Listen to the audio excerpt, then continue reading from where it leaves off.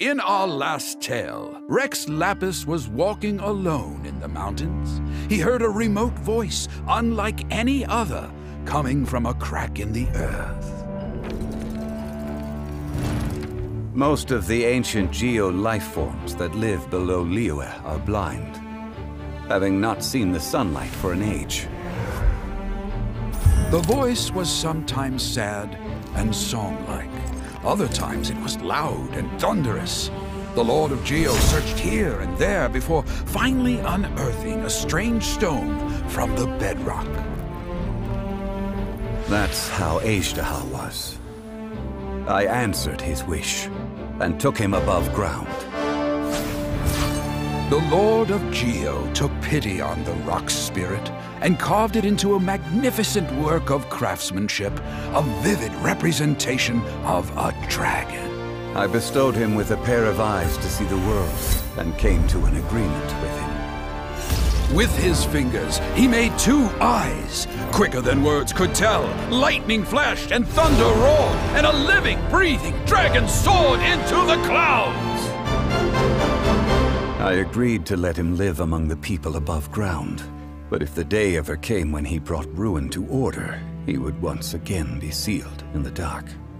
The dragon accompanied the Lord of Geo, fighting campaigns alongside him in the 4 corners of the world. We have a saying to eulogize these events. The crash of a spear brought billowing dust. The mountains and waters made way at the sound. The sight of a dragon bestowed with a touch the promise of rainwater blessing the ground.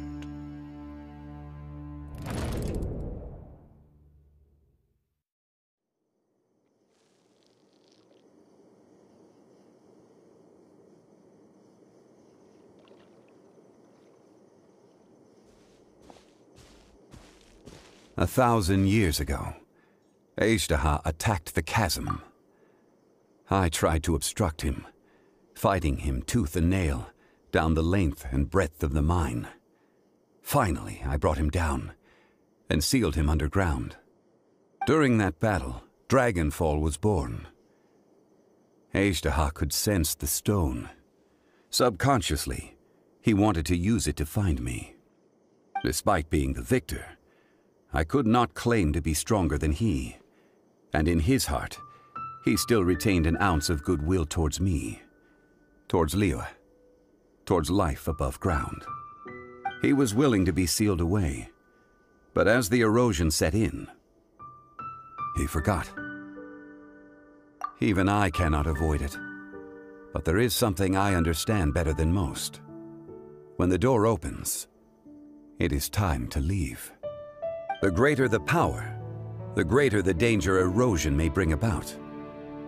The millennia may come and go, but even a stone may tire. Personally sealing away an old friend. This is just one form of erosion I have endured. People abandon and surrender the things they love to pursue the right path. Perhaps this is the erosion imposed on me by the heavenly principles. That I was a god of mankind.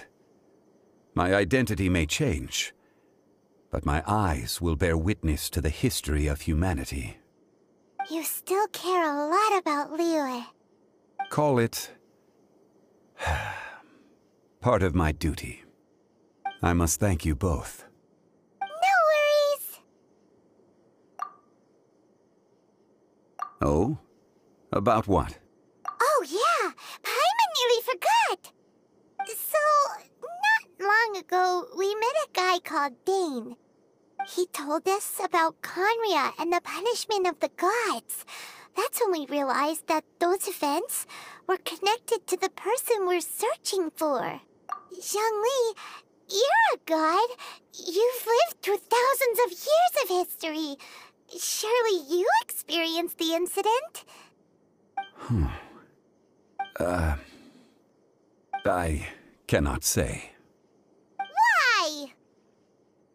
You can't even give us a thread of information? This is so important to us. I understand, but I must apologize. This is my contract. You mean another Another past grievance? Like the incident with Azhdaha? Too painful to talk about? It was signed before it all began.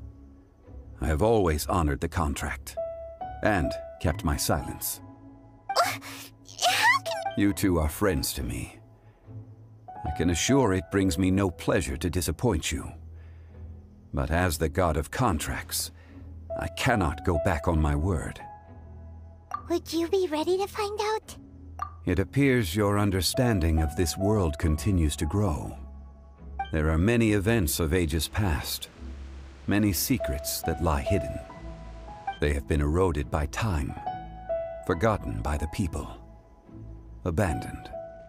But you are capable of finding them and bringing them into the light. Those who come to witness will witness.